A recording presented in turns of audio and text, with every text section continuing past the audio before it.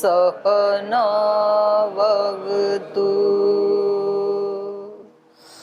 सहनौ भुनक्तु सह वीर्यं करवावहै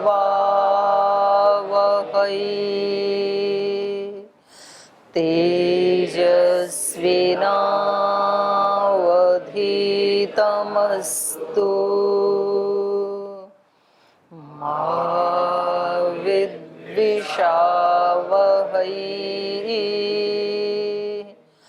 ॐ व्रतानां व्रतपते व्रतं चरिष्यामि तच्छकेयं तन्मे राध्यताम्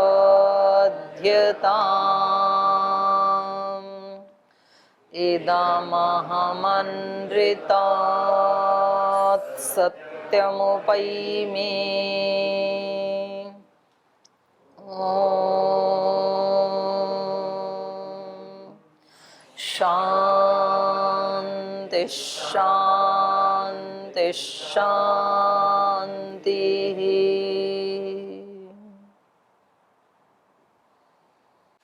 वाल्मीकि रामायण का अयोध्या कांड पढ़ रहे हैं हम, और अयोध्या कांड का 58वां सर्ग। इसमें पूरे सर्ग में हमने पढ़ा महाराजा दशरथ के देहावसान हो जाने पर भरत जी को बुलाया जाता है ननिहाल से, और भरत जी को जब पता चलता है अपनी माता कैकेयी से कि पिता अब नहीं रहे हैं, और ये भी पता लगता है कि माता जी ने ही कुछ ऐसा वरदान मांगा तो जिसके कारण श्री राम लक्ष्मण और सीता माता वन में चले गए और दशरथ जी ने अपने प्राणों को छोड़ दिया उनके शोक में। तो इससे भरत जी बहुत दुखी होते हैं और अपनी माँ के ऊपर भी उनको गुस्सा आता है, और उनको लगता है कि शायद उनको माता कौशल्या के पास जाके थोड़ी शांति मिलेगी। और वो माता कौशल्या से मिलने जाते हैं, लेकिन माता जी रास्ते में ही मिल जाती हैं, क्योंकि माता कौशल्या को भी भरत जी के आने का समाचार मिल जाता है, और वो जो रो रहे थे, चीख चिल्ला रहे थे, तो वो आवाज़ से भी पहचान लेती हैं। और रास्ते में जहाँ दोनों मिलते हैं तो वहाँ भरत जी अनेक शपथ खा करके माता को ये विश्वास दिलाते हैं। माता जी थोड़ा सा जो है वो शोक से संतप्त होने के कारण उन्होंने एक वाक्य ऐसे कह दिया भरत जी को कि भाई आपको तो राज्य चाहिए था तो संभालो, ये निष्कंटक राज्य है तुम्हारे लिए। और जैसे श्री राम को, सीता को, लक्ष्मण को वन में भेज दिया, ऐसे अब मुझे भी उन्हीं के पास आप छुड़वा दीजिए, वरना तो मैं खुद ही चले जाऊंगी आपके पिता का संस्कार होने के बाद। तो भरत जी को चोट के ऊपर चोट लगती है। एक तो वो वैसे ही परेशान है, पिता नहीं रहे, फिर उनकी माता ने जो उनके नाम पे किया उससे भी वो बहुत ज़्यादा परेशान है, क्योंकि वो राज्य के प्रति उनके अंदर कोई कामना ही नहीं है, कोई लालसा ही नहीं है। तो कभी कभी ऐसे भी होता है कि हम किसी कुचक्र में फंस जाते हैं, मतलब हमारे अंदर कोई लोभ लालच ऐसा कुछ होता नहीं है, लेकिन कभी परिस्थितियां ऐसी बन जाती हैं कि वो उस व्यक्ति के ऊपर कभी ब्लेम आ जाता है। तो ऐसी परिस्थिति भरत जी के जीवन में आ गई।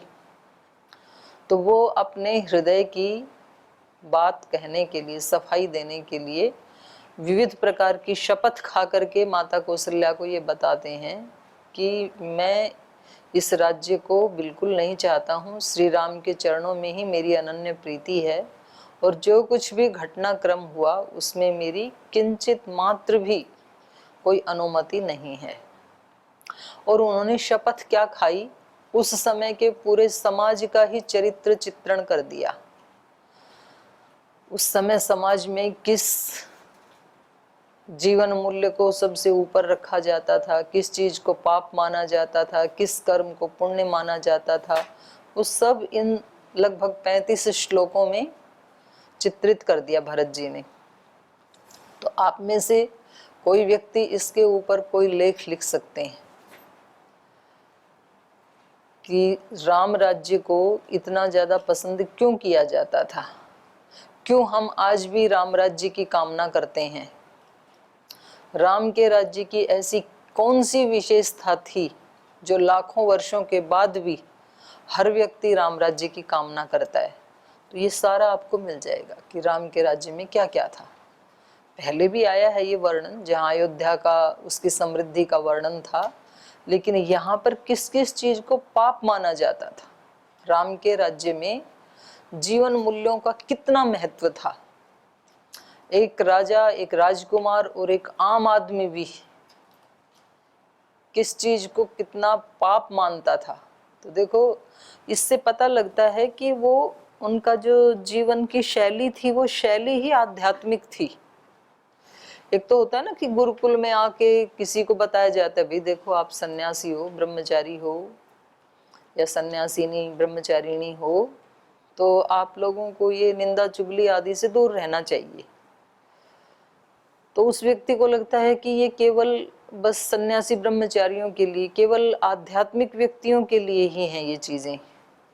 बाकी जो गुरुकुल में नहीं रहते हैं उनको लगता है कि हमारे पास तो खुला लाइसेंस है, हम तो कैसे भी जिए। तो ऐसा नहीं है, क्योंकि यहाँ राम के राज्य में भरत जी जो कह रहे हैं, जो शपथ खा रहे हैं कि वही पाप मुझे लगे जो किसी चुगली निंदा करने वाले को लगता है। तो इसका मतलब सारी प्रजा में ही ये नियम था।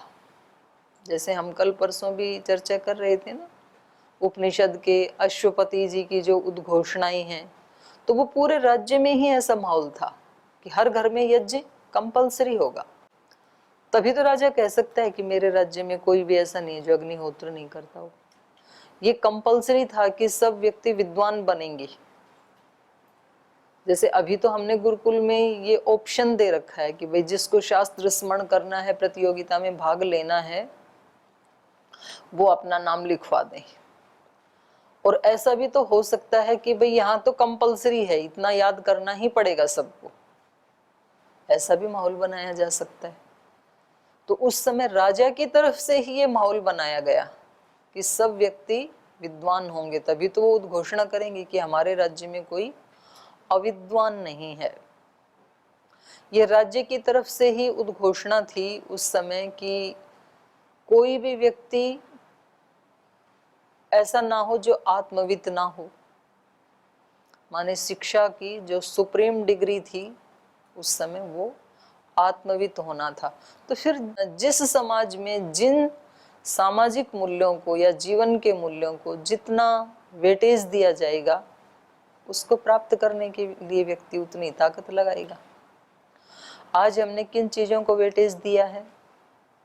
कोई ऐसी शिक्षा, कोई ऐसी डिग्री हमारे हाथ में हो जिससे खूब धन कमाया जा सके, तो धन को सबसे ज्यादा महत्व दिया जाता है आज। तो इसलिए सब व्यक्ति इतनी अच्छी ये विद्या होने के बावजूद भी सब कौन सी शिक्षा लेना चाहते हैं? जिससे ज्यादा धन कमाया जा सके। यद्यपि वो शिक्षा पढ़ते हुए उनको रस नहीं आता है कुछ भी, क्योंकि रस है ही नहीं तो आएगा कहाँ से? जीवन के रस से उस शिक्षा का कोई लेना देना ही नहीं है। जैसे आप वैदिक गणित पढ़ेंगे तो हो सकता है शायद आपको थोड़ा रस आए, लेकिन आप वहाँ का जो गणित पढ़ेंगे उसमें तो हिसाब किताब भी नहीं है। कम से कम पहले जो गणित होता था उसने उससे इतना मूलधन लिया, इतना ब्याज लगा, तो वो कम से कम व्यवहार में तो आने वाली बात थी। अभी तो sine theta, cos theta, tan theta, वो कहाँ काम आएगा जीवन में? कहीं नहीं आता है।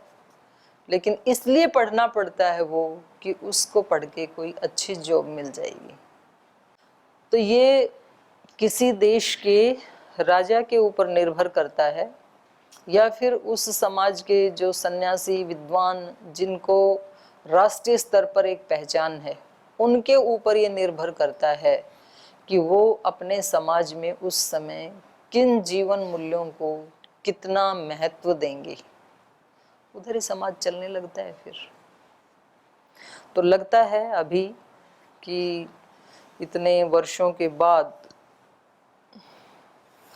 भगवान ने फिर से भारत माता की, धरती माता की पुकार को सुना है, तो आने वाले जो 5-10 वर्ष हैं उनमें पुनः शिक्षा व्यवस्था उसी तरफ मुड़ने वाली है जिसकी हम बात कर रहे हैं। आज हमें कल्पनाओं में लगता है भरत जी जो शपथ खा रहे हैं, पर यदि बच्चे की बचपन से शिक्षा व्यवस्था ही ऐसी हो जाए, जिस शिक्षा व्यवस्था में इन चीजों को अत्यंत महत्व दिया जाए, नैतिकता को, सदाचार को, आध्यात्मिकता को, अष्टांग योग के अंगों को शिक्षा में यदि बहुत महत्व दिया जाए, तो बचपन से बच्चे बनेंगे ही वैसे, बड़े होकर के समाज में वैसे ही अच्छे अधिकारी भी बनेंगे, तो समाज वैसा ही बन जाता है। और केवल इसी के कारण ही कभी भारत पूरे विश्व का गुरु था। तो यहाँ का जो गुरु है वो केवल अपने शिष्यों का गुरु नहीं था, पूरे विश्व का ही गुरु था। तो ये हमने पढ़ा। भरत जी ने बहुत सुंदर यहाँ का चरित्र चित्रण किया माता जी के सामने।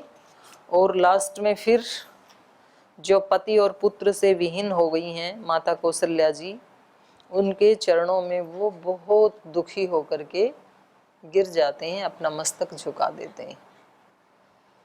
अब यहाँ भी हमें सीखने को मिलता है। एक स्थिति वो होती है कि भाई अब मेरे हाथ में तो राज्य आ ही गया, तो अब ये रोते हैं तो रोएं, अब इसमें मेरा क्या दोष। जो रोना धोना कर रहे हैं तो इनको नहीं करना चाहिए, सबको अपने अपने भाग्य के अनुसार मिलता है। मुझे तो मेरे भाग्य के अनुसार मिल गया, तो व्यक्ति परवाह नहीं करता है फिर दूसरे के दुख की। ये भी हो सकता था। और इनके मन में इतनी करुणा उमड़ रही है कि देखो माँ की क्या हालत हो गई है, छोड़ के गया तो कितना इनका किसी समय महत्व था, और आज क्या स्थिति है, ना इनके पास पुत्र है, ना पुत्र वधू है, ना पति हैं, तो एकदम दीनहीन अवस्था में माता पहुंच गई हैं। तो ऐसी स्थिति में ये कुछ भी कहें, मेरे लिए ये करुणा की पात्र हैं, मेरे लिए ये पूजनीय हैं। ये भी दूसरा पक्ष है जीवन का। तो ये दोनों ही पक्ष हैं। व्यक्ति किधर जाएगा, जैसा उसका संस्कार होगा। धन ऐश्वर्य को पाकर के, पद प्रतिष्ठा को पाकर के व्यक्ति अहंकार से युक्त भी हो सकता है कि फिर वो किसी की परवाही ना करे। कोई रोता है तो रोए, सोता है तो सोए, किसी को कुछ मिले तो मिले, ना मिले तो ना मिले, उसको तो प्रतिष्ठा मिल गई। ये भी हो सकता है। और ये भी हो सकता है कि अब तो मेरी ही जिम्मेदारी है, छोटे या बड़े जो भी हैं उन सबको संभालने की। यद्यपि माँ तो बड़ी हैं, लेकिन भरत जी को क्या लगता है कि अब यहाँ कुल खानदान में कोई बचा ही नहीं, श्री राम भी नहीं है, तो अब परिवार के जितने भी लोग बचे हैं, चाहे वो बड़ी माताएं हैं या कोई छोटे हैं, जो भी हैं सेवक हैं, उन सबको संभालने की जिम्मेदारी मेरी है। तो ऐसी वो भूमिका निभा रहे हैं। तो आगे पढ़ें उससे पहले आपका कोई प्रश्न हो तो पूछ सकते हैं। कुछ पूछना है? दीदी जी प्रणाम जी। जैसे इस सर्ग में चल रहा था कि भरत जी बोल रहे हैं कि अगर राम जी के वनवास जाने में इतने कोई भी कारण बना हुई, इतने कारणों में से बताया, तो मेरे को इस प्रकार के लाभ पाप लगे इन फलों। तो जैसे आजकल समाज में माता पिता आदि को लोग यानी कि अलग हो जाते हैं, घर परिवार टूटने का कारण, तो घर टूटते हैं तो भी उसमें इसी प्रकार का लाभ पाप माना जाएगा। है, बिल्कुल है। या रामायण के अनुसार तो बिल्कुल है। उन्होंने कहा ना एक श्लोक में कि मुझे माता पिता की सेवा करने को ना मिले, उस व्यक्ति को माता पिता की सेवा करने का अवसर ना मिले जिसकी अनुमति से श्री राम वन में गए हैं। तो इसका मतलब है माता पिता की सेवा करना ये पुण्य का काम है, और जिसको ये नहीं मिलता है वो व्यक्ति पापी है। तो ये तो स्पष्ट ही कहा है। इसके कारण से अगर परिवार टूटता है किसी का, तो उसमें इस प्रकार के सब पाप लगते हैं उसको। बिल्कुल लगता है। रामायण तो यही कहती है कि जब तक माता पिता जिंदा हैं तो संतानों को उनकी सेवा को सर्वोपरि रखना चाहिए। इससे बड़ा कोई पुण्य नहीं है, इससे बड़ा कोई धन नहीं है। और यदि माता पिता की अनुमति से ही कोई बाहर जाते हैं तो तब तो उनको पाप नहीं लगेगा। अगर माता पिता ही कहें कि बेटा हम तो बिल्कुल ठीक हैं, स्वस्थ हैं, आप जाओ अपनी पढ़ाई करो, नौकरी करो, धन कमाओ, तो तब उनको नहीं लगेगा पाप। जी बोलो। पुराने समय में माता जी रामायण पढ़ते हैं, गीता पढ़ते हैं, तो उसमें बंटवारे का कोई शब्द ऐसा सुनने में नहीं आया, ना कोई जानकारी मिली। लेकिन महाभारत काल में जब बंटवारा हुआ और आज वर्तमान में जब बंटवारे होते हैं तो उसकी बड़ी समस्याएं हैं। घर बढ़ जाते हैं तो समस्याएं अपने आप बढ़ जाती हैं, खर्चे बढ़ जाते हैं, लड़ाई झगड़े बढ़ जाते हैं, तो दिखते हैं परिवार में। हम भी जिस परिवार से थे उसमें हुआ तो मतलब दिखता है अलग से ही व्यवहार सबका। इन समस्याओं का समाधान, समस्याओं का समाधान आप हैं। आप ये सारे आध्यात्मिक ग्रंथों को पढ़ो और फिर आप जाके प्रचार करो उसका, अपने गुरु से जो सुना, ग्रंथों में जो पढ़ा, तो सबको बताओ कि भाई ये अच्छी बात नहीं है परिवार को तोड़ना, बंटवारा करना। तो उसके लिए भगवान ने आपको बनाया है, उसको सुधारने के लिए।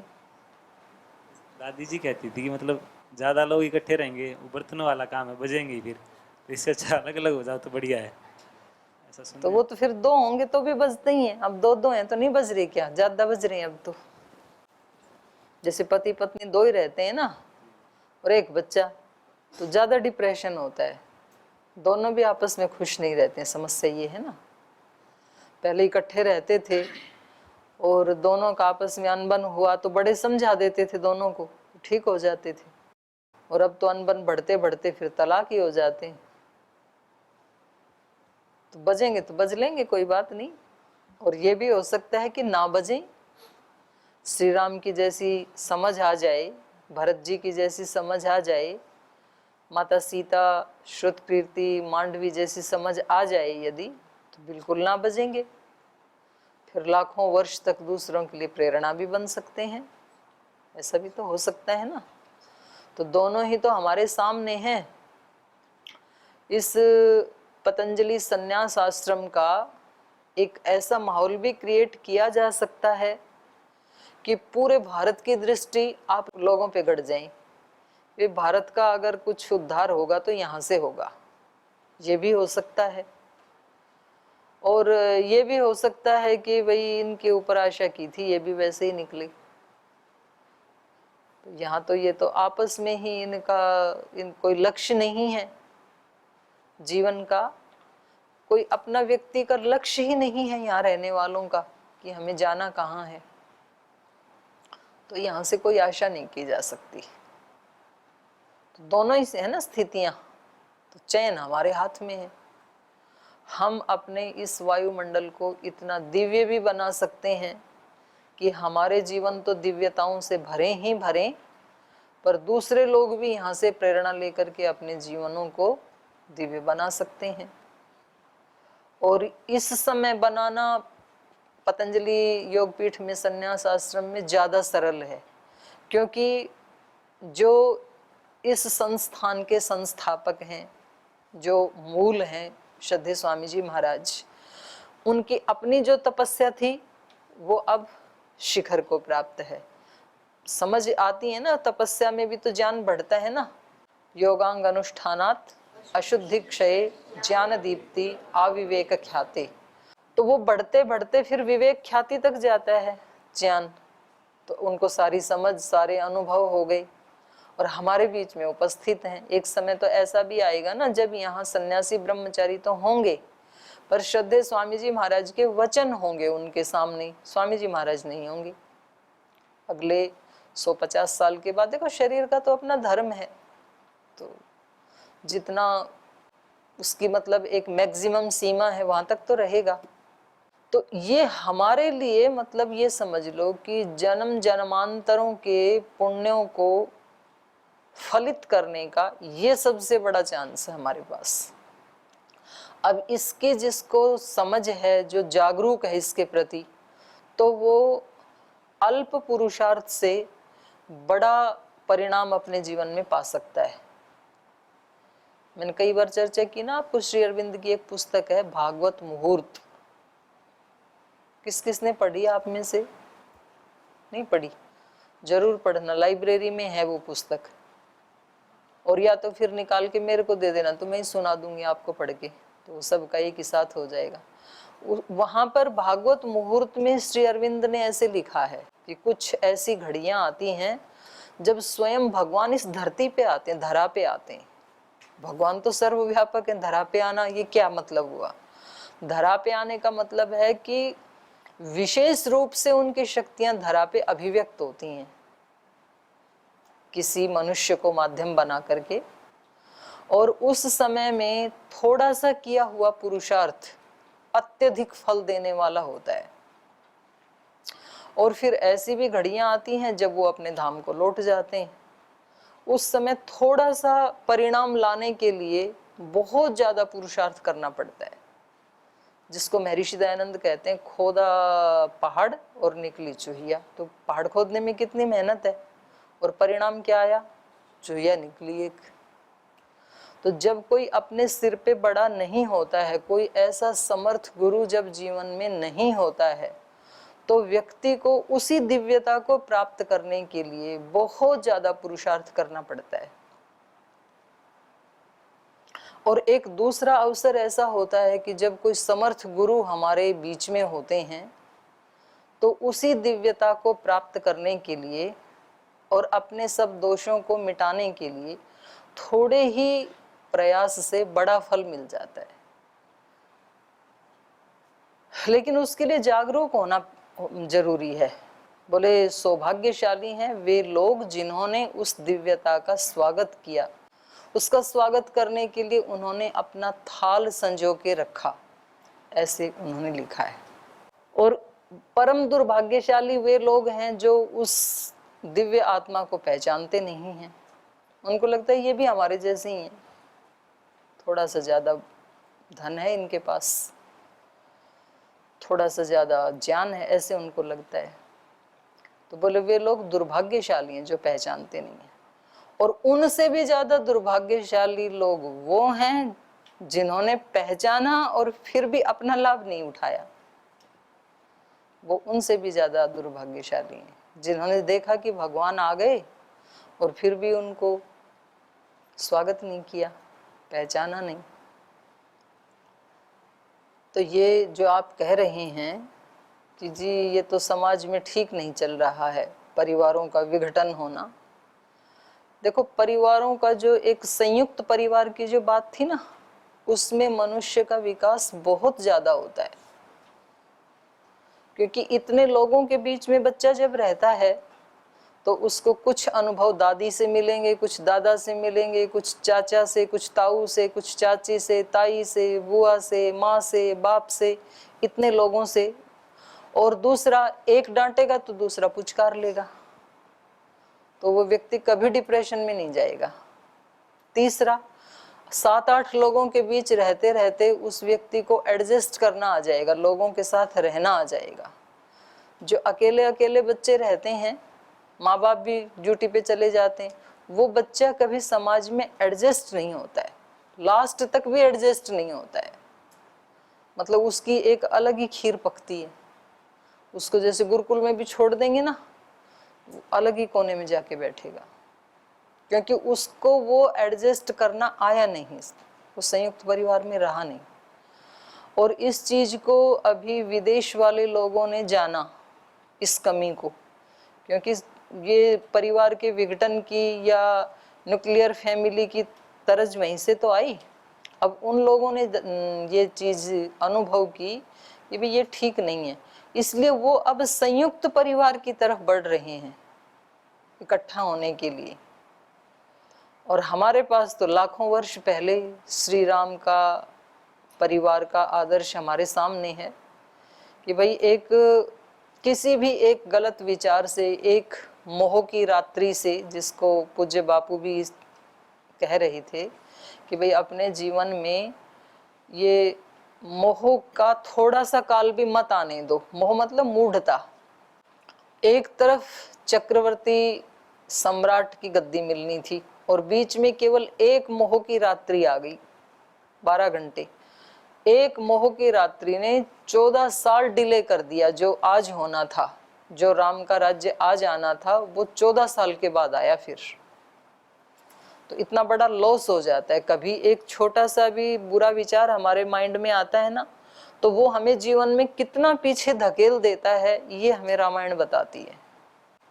तो ये कभी भी ऐसा हो सकता है कि कोई चीज हमारे हाथ आते आते रह जाती है।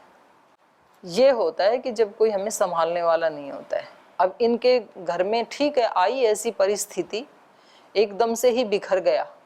कहाँ तो वो परिवार कि जिसमें चारों भाई इतने योग्य हैं, पिता इतने योग्य हैं, माँ इतनी समझदार हैं, पतिव्रता हैं, इतना बड़ा चक्रवर्ती साम्राज्य है, तो लगता है कि स्वर्ग कहीं दूसरी जगह ढूंढने की जरूरत ही नहीं है, अयोध्या में ही स्वर्ग है।